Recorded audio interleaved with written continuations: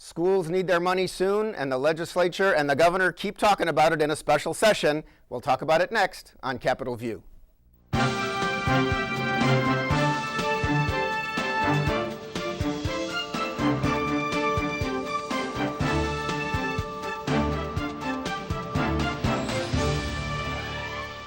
Welcome to Capitol View, the program where we talk about state issues, sometimes federal issues, and how they just might affect your life. I'm Bernie Schoenburg from the State Journal-Register. Legislature's been in session. Midsummer doesn't always happen. Special session again, school funding the issue. Here to talk about it, a couple of folks who watch this stuff and have been on the show before. Kent Redfield is back, Professor Emeritus, Political Science at University of Illinois, Springfield. And he says emeritus, but he's always working. Kent, welcome back. Good to be here. And Matt Dietrich is back. He's a reporter with the Better Government Association. Welcome back, Matt. Thank you, Bernie. So, as last we heard, as we taped this show, there were a couple of days of special session where there was not very long meetings in the House and Senate. The governor called the legislature back to discuss Senate Bill 1, which was the school funding formula. He says it gives, between $200 and or maybe double that or more $1 million, too much to Chicago, and he wants to use his mandatory veto. He wants the Senate to give him the bill, use his mandatory veto so he can redistribute those funds and give more to downstate schools. The Democrats say, show us your plan before we give it to you. We want to negotiate with you. Senate President Cullerton said, I want to meet with the governor, but the governor said he won't meet with me unless he has the bill. We've had this standoff. Matt, where's it going? Well, this is something that's been going on for a while, and this week Governor Rauner did an interview with a TV station in the Quad Cities where he said his objection to SB 1 is that it holds Chicago public schools harmless. In other words, it gives them... They don't lose anything. They don't lose anything. No school district in the state loses anything under SB 1. That was one of the fundamental tenets of this new funding formula. But Rauner says the problem with him is that the bill also gives CPS $221 million to pay the normal pension cost. A normal pension cost means that's what school districts pay for their active teachers. Now, we can get into the weeds on this if we want, but the state pays that portion for every school district in the state except for CPS, and this has long been Chicago Public Schools, right? And this has long which been has 380,000 students, and it's been a point of contention for a long time because Mayor Rahm Emanuel says this means that CPS, Chicago taxpayers get taxed twice. Their state income tax doesn't help them with their teacher funding or with their pension funding. So. This is something that over the past year, Governor Rauner had said, I will sign a bill to give CPS its normal teacher pension funding and put it on an equal footing if the General Assembly gives me some other pension reforms statewide. Now, initially, this was he and John Cullerton agree on a pension reform package. This has been going on for a long time. The Senate President Cullerton. Right, and the Senate actually has passed what Governor Rauner wants. It hasn't gotten a vote in the House. In March, the governor said, I would be glad to give CPS its pension funding if you pass that and also give me a Tier 3 pension plan, which is another major reform that he got, actually, in the budget that he vetoed. Which is like partially a 401k style plan for new employees. So what the governor is saying now is that that SB 1 is he calls it a bailout because he says you can't give Chicago both the pension relief and also keep its funding the same as it got last year. Yeah, I mean, Kent, maybe you know some of the background. Didn't Chicago have some kind of a situation in the past where, they'll pay their own, but they'll get a little more from the state for other things? There was an agreement that they would get support from the state in '95 when the law was changed, and we put the schools under the mayor, and we eliminated a dedicated tax that had property tax that had been used to pay those employer costs. And so what the Chicago schools did was they skipped some payments because they didn't have the dedicated revenue anymore, and the state did not follow through on the support they were supposed to provide. So, you've got a little bit of everybody's at fault in terms of this. And what complicates it even more is Chicago gets categorical grant money a little bit differently than everybody else. Which is for things like transportation. Right. And Special ed. Special ed, Sure. And free lunches for right, low which is income outside the kids. normal formula. And if so sometimes the figure is $200 million, and sometimes it's $400 or $600 million, depending on who's talking about what the governor might do. Right, and when you talk about those missed pension payments in Chicago when they didn't necessarily have money for pensions, which the state has also done with the statewide teachers' pension plan over time, and Rod Blagojevich, when he was governor, borrowed like $10 billion to pay off. Yeah, we should point out Chicago public school pensions are better funded. Their unfunded liability, the percentage of their unfunded liability is actually, less than TRS's unfunded I think they're funded, liability. is it over 50% of, and because I know the teachers' retirement system for the rest of the schools is, I think, below 50%.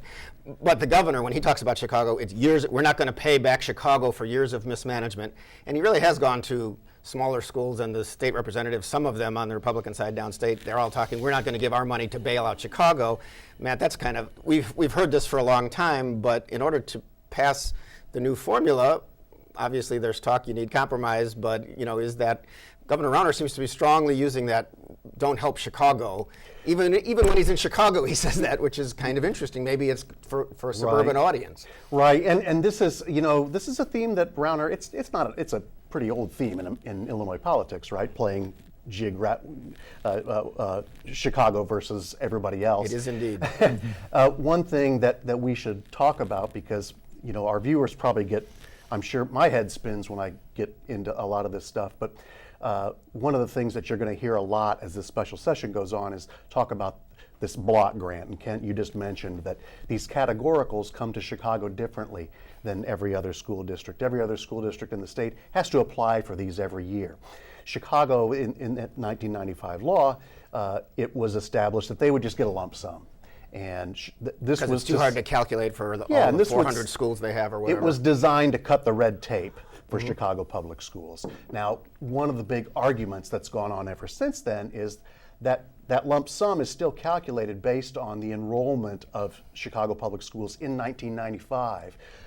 A lot fewer students there now. It's still calculated the same. So a lot of lawmakers and the governor say, well, Chicago's been getting more than its share. Now, the problem with that argument is that Rauner's own education secretary, Beth Purvis, has said in a couple of different interviews this year that they've audited those funds and they are going toward education. It's not like those funds are being used for things that they're not going to be, that they shouldn't be used for. Now, so what happens in SB1 is when the governor's own Education Funding Reform Commission came back with its report, one of the central tenets in it was you have to hold every school district harmless. Which means nobody can lose money. Nobody can lose money in the first year that this goes into effect. Therefore, Chicago Public Schools, just like everybody else, is going to get the same money. It's going to get that same block grant in the first year. After the first year, though, under SB1, that block grant goes away.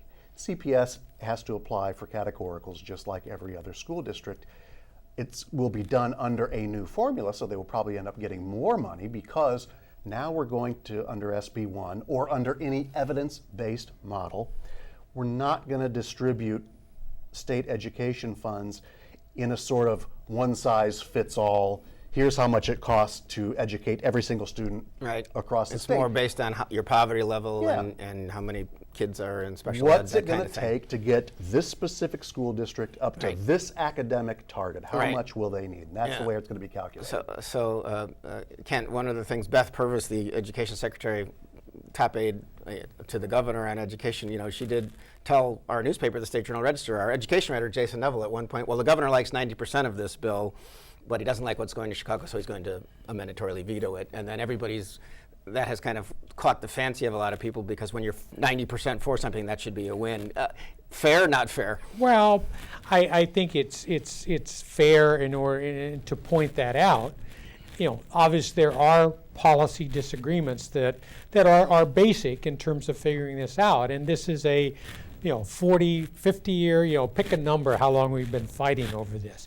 But it also clearly, post the override on the budget and the tax increase, then this is the next leverage point. And so this is being played for political advantage. The legislature uses a parliamentary procedure tactic to delay giving the bill to the governor, trying to put pressure on him in terms of voices that he hears, but also the time constraints as we get closer and closer. Right, as August 10th is when the first school aid payment is supposed to go out, and they need a formula in place by We then. want to make decisions, and Right. so that and the governor is painting this in terms of regional conflict. This is Chicago. This is me protecting the taxpayers, and against, and so, that it is being played out in terms of, the schools are going to open. People want, but the question is politically, who gets credit for the schools opening the most?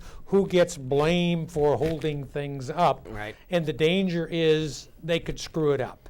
Right. If this, if they cut it too close, if they, don't pull back, then this blows up and schools don't open, and who knows who gets the blame. Yeah, I should point out just some of the angry rhetoric in the special session, and I wonder if I guess a question in general, was it smart for the governor to call special sessions when there was no deal done? Then President Cullerton says, I want to meet with the governor, but he doesn't want to meet until he gets the bill. Again, you're right, Kent. The Senate has held on to Senate Bill 1, even though it passed like 6 weeks ago, saying they were hoping that Governor Rauner would cool down. In fact, in one press conference, President Cullerton of the Senate, a Democrat from Chicago, said that he was doing this because of the governor's mental state. When he said he meant, I think he's doing this out of anger. Then we even had a division of mental health person from the state put out a statement. We wish our political leaders wouldn't make fun of people with mental problems, basically. So this got into odd territory. Then you had another day of special session.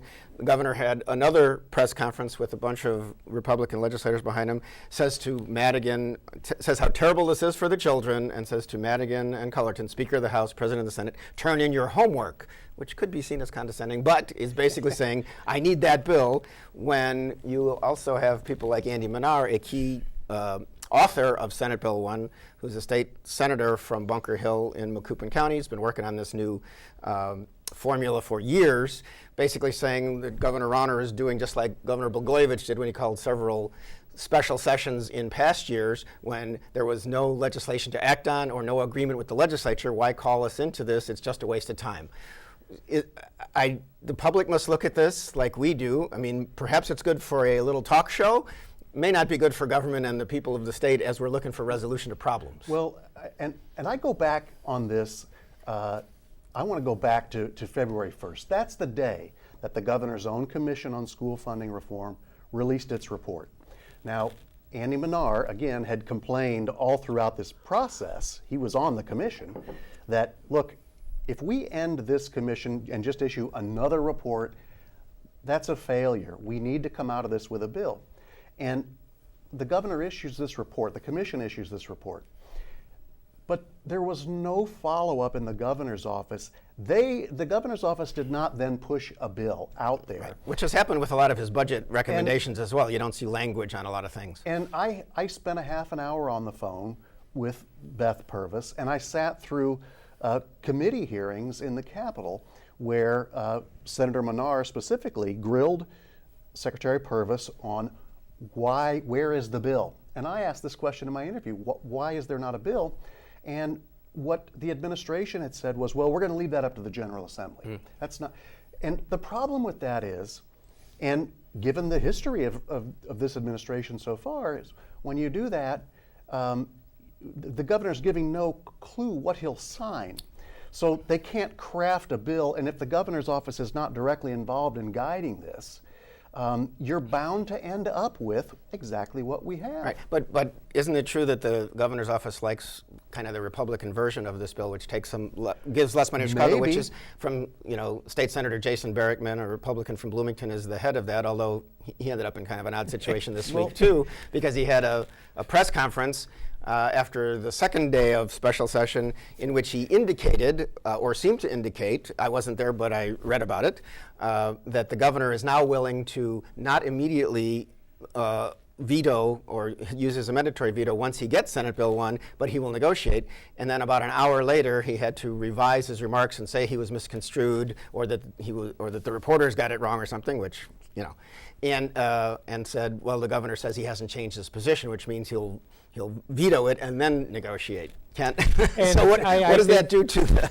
Oh, and I think we've got something today that kind of indicates maybe, from the governor's office saying, well, maybe we're going to negotiate. Right, let the leaders negotiate, because he has said he wouldn't that it would be outrageous for him to talk to John Cullerton, the president of the Senate, without getting the bill first. And then Cullerton says, it's first of all insulting that the governor said that Madigan is the one who has the hold on the bill. Cullerton has the hold on the bill, has been holding it, and says he wants to do it to negotiate first. Because if you just do the mandatory veto, the options are not good. The bill could die because you either have to agree to the governor's changes or override. If they can't override and they don't agree to the governor's changes, there's no bill. They have to start from scratch.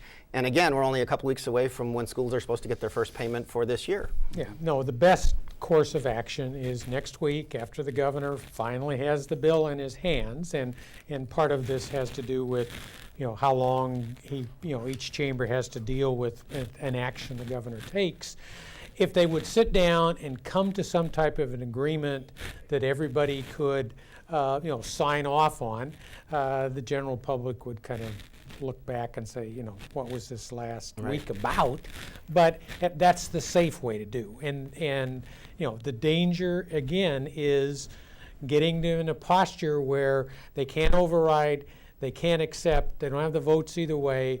There's very little time left, and you're writing legislation on the fly with rhetoric just over the top. Yeah, I should mention, and I did a column about it, that the governor continues to say in interviews around the state, or at least one, and then he repeated it in Springfield, basically that Mike Madigan, the Speaker of the House, has a severe conflict of interest because he has a law firm that helps lower property taxes. So he likes high property taxes because he makes millions of dollars. The governor has said things like this over the years. It just seems a difficult way to negotiate with somebody you have to deal with, to be accusing them of that. And I even asked the governor, well, you vetoed a tax, and it may not be apples to oranges, some people said, but you vetoed a tax increase that saved you probably $2 million. If you make as much as you did last year when you made more than $180 million. But of course, he then just turns the conversation back to Madigan because he loves talking about Chicago corruption, and I don't know if that's helpful all the time. Well, one thing that may factor into all this is the Democratic Governors Association released a poll this week that showed the governor's disapproval rating. I think it was at 63, right, which is up from like 58 several months ago. You did have 11 Republicans who went against Rauner on the state budget and overrode it and put that into law against the governor's wishes. You do have to wonder, will some Republicans be emboldened by knowing that the governor's got such low numbers? Will they be emboldened to cross him on this should it come to an override vote? Now, the hurdle is a lot bigger in this case because this thing only passed in the House with the bare minimum 60 votes, one Republican vote among those 60. Who lives in Chicago. Yeah, and you need 71 in the House to override. The governor also met with Republicans, House and Senate members, one morning of the special session. We don't know exactly what happened, but Mary Ann Ahern of Channel 5 in Chicago reported that Rauner told the Republicans that a revolution is coming, and apparently referred to the Senate Bill 1 as evil because of the money for Chicago, apparently. But it went from as being, they say on TV, I haven't independently confirmed that. But it went from being merely a bailout to now being evil, and it's tough to parse what is a bailout. Now, attempting to parse what makes Yeah. something evil is even more difficult. Kent, as a numbers guy, should we believe a Democratic Governors Association putting out a poll? They probably wouldn't. I mean, obviously, I'm not disputing that whatever firm they used is probably quality, but it's really early, and they wouldn't put out results they didn't like, and things can sure change a lot with the millions of dollars that will be spent in this race between now and next November. Yeah, but whether it's 63 or 59 or whatever the disapproval numbers are, those are terrible numbers. And so the governor, this is about getting this past this issue, but it's also how does this play in the general election in 2018. And so the governor has the tax increase to use against the Democrats. He can carp about parts of the budget. We haven't frozen property taxes. He's demonized the Speaker and the Senate President. I mean, he's got you can see what the core is, but we do now have a budget which he can people kind of say, well, things are good now in terms of that. What he can't risk is schools not opening, because then that plays into the governor is a failure. He can't get a budget.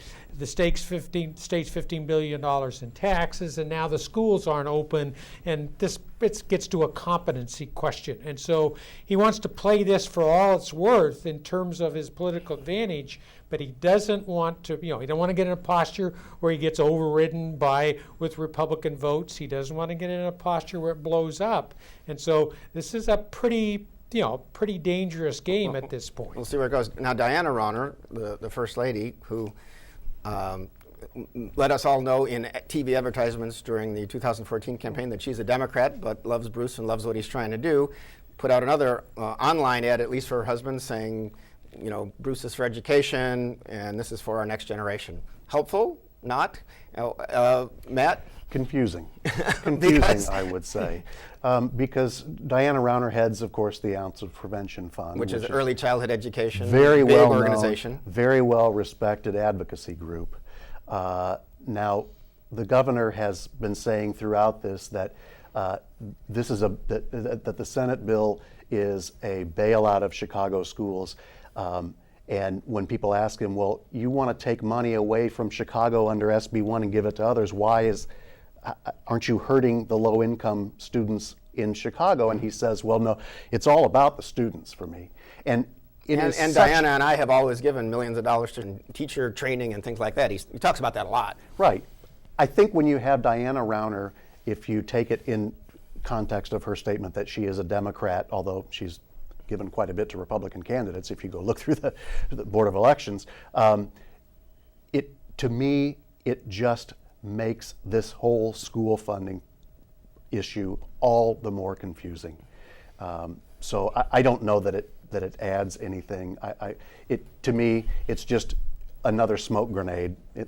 When you're trying to get clarity in this. Yeah. Well, we are in the middle of a campaign, obviously. So we have candidates sniping at what's going on because J.B. Pritzker, one of the Democratic candidates for governor, is putting out emails at least and some ads, but emails every day kind of attacking how Governor Rauner said once he wanted to create a crisis to use it, and that's what he's doing. And of course, then you have the state GOP saying people like Pritzker, because they are saying Senate Bill 1 would be good, are just puppets of Mike Madigan. Mm-hmm.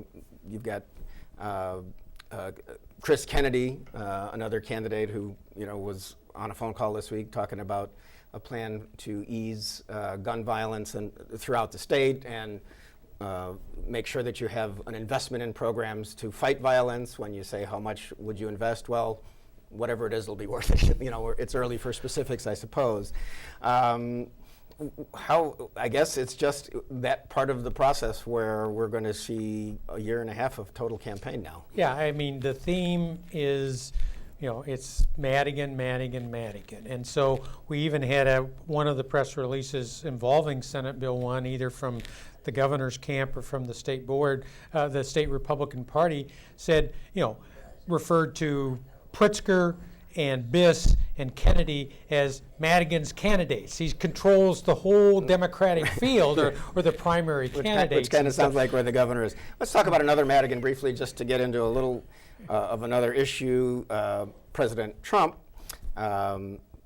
used his Twitter account to say transgender people cannot serve in the military. Lisa Madigan, who is the Attorney General of Illinois, daughter of the Speaker, joined with 16 other attorneys general late in the week with a letter saying those people should, serve well and should be able to continue serving. So we'll see where that goes because the military isn't there. But, this whole kind of federal thing going on, which our governor doesn't really talk about the federal health care program or doesn't mention the name of Trump, but obviously federal issues are going to have an impact on what's going on in Illinois too, Matt. Well, I think the president kind of puts things on a tee for people like Lisa Madigan. These are largely symbolic statements that Lisa Madigan puts out. But I think where you're going to see this be a factor in the election next year is Democrats in Illinois are going to do everything they possibly can. They're already doing it to tie Governor Rauner to Donald Trump. And they're going to try to tie every Republican candidate in every way they can to Donald Trump. And because even, Trump won America and most of Illinois counties, but Illinois went for Hillary Clinton. Right, and I think that's why it's problematic for a statewide candidate like Rauner if they can make that, if they can attach that label to him. And Kent, I would love to just be happy at the end of the show and talk about the state fair coming in early August. But even that has a little controversy this year because at least one ride that was going to be there is not going to be there because there was a terrible accident at the Ohio State Fair when one ride came apart and at least one person was killed. I know about these things. I was caught on Where was Mike Madigan when that happened? We'll find out, but we're still going to see a lot of politics, won't we, at the state fair? Oh, and all these candidates showing their stuff. Yeah, and could we? There's an abortion bill that the governor doesn't like part of it, but part of his appeal last campaign was, I'm moderate. He may have flipped, and and people are very upset about that. So we'll see how. Could the Democrats deliver that during the state fair? We'll see. Kent Redfield, Matt Dietrich, thanks for sharing. I'm Bernie Schoenburg. Thank you for watching, and we'll see you next time on Capitol View.